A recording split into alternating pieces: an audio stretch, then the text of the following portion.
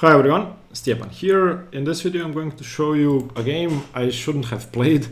So this was played when the Varsar Open was about to start, and unfortunately I had to stay in Zagreb, which I didn't plan, and I had to take an exam anyway. I'm taking my driver's lessons and so on. So yeah, I had to stay in Zagreb, so I decided to play this round of the Zagreb Cup, since I'm here anyway. As you're going to see, I had to miss the first few rounds of the Varsar Open. And in this game I'm playing an opponent rated about 1900, and it's an elderly gentleman. I think he's about 60 or 70. There wasn't much to prepare against, because from the games I saw online, and I did have a look at some of his games online, he avoids the mainline stuff. So I decided to go in for the London system. I haven't played it in a while. Last white game was e4, the two before that were d4 main lines. So I decided to go for the London, a setup in which I thought I was going to outplay him. So d4, d5, bishop f4, e6, e3, knight f6, knight d2, c5, c3, all very standard, and here he played a6. Now a6 I've never faced before, never seen before, it's never been played before. The idea is, if I go bishop d3 and he goes c4 and I retreat my bishop, then he has b5, b4. And that's all great, he can undermine my queen side, but giving up the center with c4 allows me to play e4 easily. So as soon as he played a6, I started considering my options regarding e4. And when your opponent plays a move like a6, you don't always have to react with a4. I'm not really afraid of b5 if he wants to waste a couple of tempi. All I want to do is develop and just get a normal position, in which once I achieve e4, I should be slightly better. So knight gf3, bishop e7, that's okay. Again, the engine thinks a6 is a good move. It doesn't say white is better at all, maybe a slight advantage. So a6 isn't bad according to the engine. I just think that going for queenside play when your opponent is planning to play in the center and making your opponent's play easier isn't easy. I mean, there are downsides to that, practical downsides. Okay, I played h3. Not that it's necessary, but I didn't want to give my opponent an option to trade off my bishop, especially since this bishop has been developed to e7. So if he wants to waste another tempo trading the bishop off now that I don't have bishop g3, that's fine. At least I'm not allowing knight h5. And h3 is arguably a useful move because it supports g4 in some lines. After knight e5, g4, g5 could be scary, and I also have moved for my king in any endgame. Knight c6 played, bishop d3, castles, and b5. Again, I'm not really scared about this, and the main variation I was calculating here was dc5. Although I didn't like the idea of giving up my center, what I could have achieved after dc5, bishop c5 was e4. And I've already castled. Usually in the London, if you can castle before e4, then e4 is much safer. So let's say in this case, he can take with the knight or with the pawn. Let's say pawn takes, knight takes, bishop takes, bishop b7. I should have a pleasant advantage here. The one thing I did not like was the fact that my opponent can trade queens here. And all I have is this pin and the 3-2 pawn majority, which may or may not be good enough. Also, if he decided to trade queens here, I have the d file for the moment and ideas with bishop d6. Also, I have a4 undermining this structure. So I have some advantages, but I wasn't convinced. And I didn't want to give up my center. I decided to simply allow c4 and then go for e4 later. Okay, so I played knight e5, tempo on the knight. Now, if he takes, which he didn't, I was going to take with the pawn and just go in for this double-edged position, provoking f5 or g6.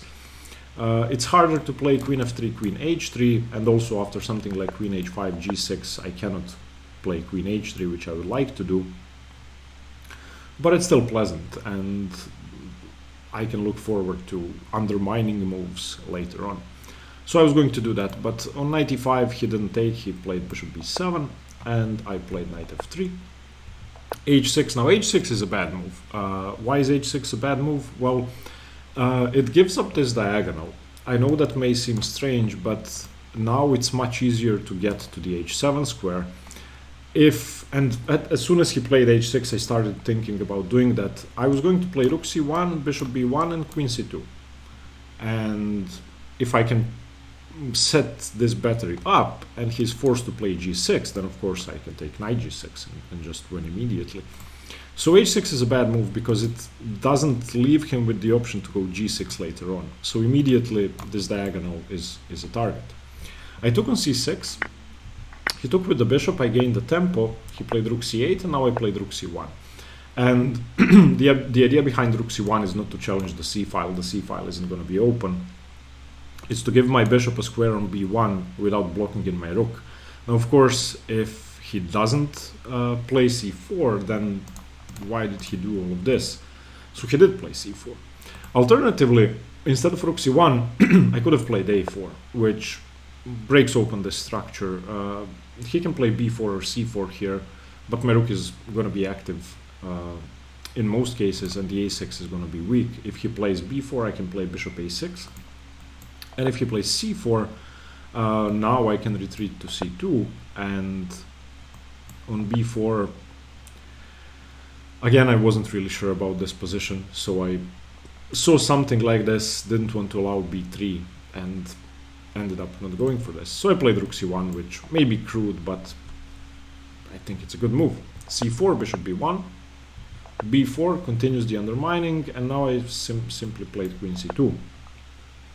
And the idea is very simple. I want to go knight g4. Not that it's too big of a threat. I don't think it's a threat at all, but it gives my opponent a chance to go wrong. Of course, on knight g4 he has knight e4, and on f3 there is h5. But he can go wrong immediately. What I was expecting him to play was bc3. And now I'm basically forced to recapture, because if knight g4, knight e4, I don't have f3 because he inserts cb2, and I should be much worse here. Instead, I would have had to recapture on c3, and again, I don't have much here. So on queen c2, if he takes, I just take back and then continue with my plan. But he played knight e4, which is a very bad move. Now, he's a tempo down on the previous variation, and I simply get to play f3. Now, if my opponent goes back to f6, which I was expecting, then I go knight g4, he goes rook e8, for example, and if I takes queen h7, I should be much better, but I don't have an immediate win. Probably I can simply take on b4 later on, say that I'm a pawn up, blockade, and maybe get my rook to a3 and be better that way. Also, there may be some bishop h6 ideas later on, but most importantly I can go e4 and get to the king. Of course, if my opponent takes, it should be over immediately because I open up my rook. Alternatively, I think I can go e5, chase the bishop away, and gain some more space. So on f3, I was expecting knight f6, but he played b3, and now the game should be over if white plays precisely. It's simply a pawn up, and all the threats are still on the board, so I took. He played knight d2, I played queen c2, excuse me. It's not a fork, he's not winning the exchange because I'm threatening mate. So he took my bishop, and here I had my first big thing. I was trying to to decide whether this bishop is stronger than my knight, and that wasn't an easy decision. If this bishop gets to b5, which it can get to b5,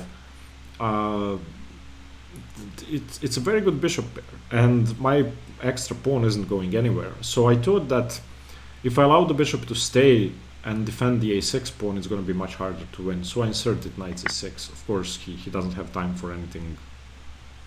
Cannot save the knight because I can just take on e7 or take the queen. So rook c6, and now again, taking with the rook or with the queen, it's a tough decision. I ended up taking with the rook. I think taking with the queen is probably better, because if I take with the queen, I can go b3, c4 straight away. But rook b1 isn't bad. It's okay. He played queen b6. I played bishop g3. I want to go e4, but there's always some trouble with this pin. So if I go, for example, if I go e4 here, then queen takes. So I cannot go e4. So instead I played bishop g3, he played bishop f6. And again, if I go e4, then bishop takes d4. Same thing, and I have to move my king. So I need to be careful. So I played queen e2, getting out of the pin. He played rook e8. And here I should have played e4. I don't really remember what I was afraid of, but e4 is just the best move. He doesn't have e5 because I can take on d5. I don't think there's... I just win a clean pawn if rook d6 then takes. Oh, sorry, not takes. Okay, maybe c4, because this rook is still pinned. Yeah, I can just go c4. And then b4, c5, and so on. But yeah, I played a bad move. I played queen f2. I just wanted to make sure that this diagonal is safe. And I was expecting e5, but I'd actually miscalculated something. I didn't play what I wanted to play originally. So originally I wanted to take on e5, bishop e5, rook e5, and rook e1. And then I realized he can just go rook e6, and I don't know why I didn't see rook e6 before I played queen f2, but I didn't. It's a very simple move, and now the game is equal. So on e5, I decided to allow him to go e4. I decided to block the position up with f4, which is okay. So I played rook fe1. Now the same threats are in the position. I'm threatening to take, and on rook e6, I can easily double up with rook e2 and rook e1. And he did play e4 as expected, and f4. And I was really happy in this position because I didn't play precise moves. Of course, queen f2 was bad. I should have played e4 and so on. I shouldn't have allowed e5. But it's a very simple position to play because there is very little counterplay for my opponent. The rook on e8 suddenly becomes basically useless. The only play my opponent could have is some rook g6 ideas, but I think that's far-fetched. Also, after e5, e4, the pawn on d5 is weak.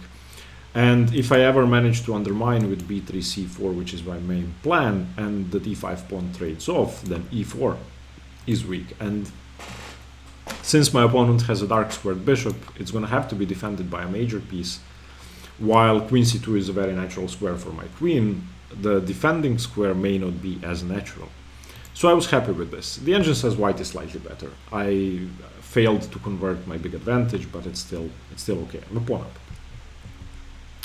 Okay, rook e7, rook a1. I want to double up on the a file. Rook b7, rook a2. Bishop d8. Bishop d8 is a good move, preparing a5.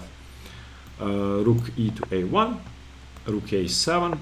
And yeah, in this position, again, I had a move that gives me a winning advantage, almost +3.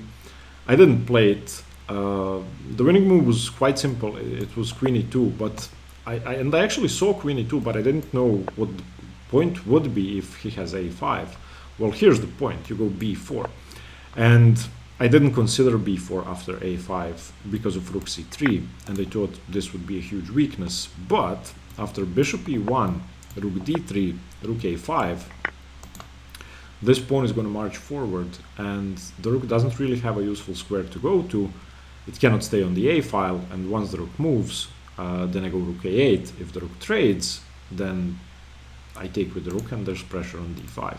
So this I didn't see. Instead, I played rook a3.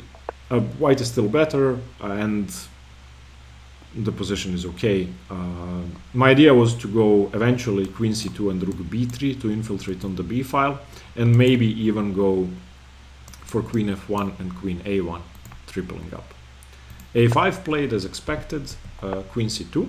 Now queen c2 prevents a4, preventing me from playing rook b3, and it allows rook b3. Queen b8 in anticipation of rook b3. I briefly considered something like king h2 to give myself the option to go f5, but I don't really want to go f5 because it opens up his bishop as well. I want my bishop to be on e1 so that when I play b3 c4 my bishop is active and his bishop isn't, so I didn't go for that. And king h2 was also useful in the event of any g5s. I can simply take. Okay, but I played rook b3. He played rook b7. He took with the queen and rook a2. I want to play queen a4 without leaving b2 undefended. Queen c8. I don't understand queen c8. To be honest, I don't see what it does. For the moment, it does prevent b3 c4, but I don't have to play it straight away. I can just go queen a4. And now my queen is very active. If he ever plays something like rook c4, I have queen e8, so winning the pawn on f7, and probably winning the game, because if I can play queen e8, then bishop h4 is coming, and he would have to play something like f6 to defend. So maybe I can even take on f7 first, and then go back, threaten bishop h4. He played king h7, getting away from the check. And yeah, here I made a mistake. I should have played queen b5. Just continuing with my plan. Of course, I'm not afraid of rook b6 because of queen d5. And he probably plays something like rook g6 here and king h2. And now he has to defend the pawn on d5. This pawn is undefended. And if, for example, queen e6, then I simply continue b3 and c4. And I've achieved everything I wanted. Instead, I played queen d1, which is a very poor move.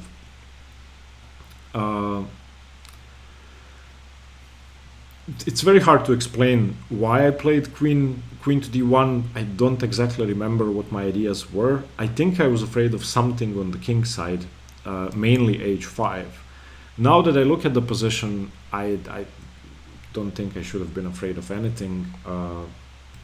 So if I go, I don't know, queen b5, and let's say I don't want to win the pawn, but he goes h5. h4 isn't really a big threat. I can always go bishop e1. And after rook g6, it's still very hard for him to bring all of his pieces into the attack, so I shouldn't have been afraid. I think I played queen d1 mainly to prevent h5. Of course, g6 to prepare h5 isn't a good idea. And here he played f5, which I was really happy to see. With f5, that means that g5 isn't really an option ever, because I can take and get my bishop to e5 without the possibility of black evicting it with f6. And also any infiltration on the 7th rank is going to come with check. So f5 isn't a good move. Also, it blocks the queen, and it allows my queen to enter later on if g5 happens. I played king h2. I just wanted to get my king away from any danger on the back rank before I start undermining. I didn't think I was in any hurry here, and that's true. I don't have to rush.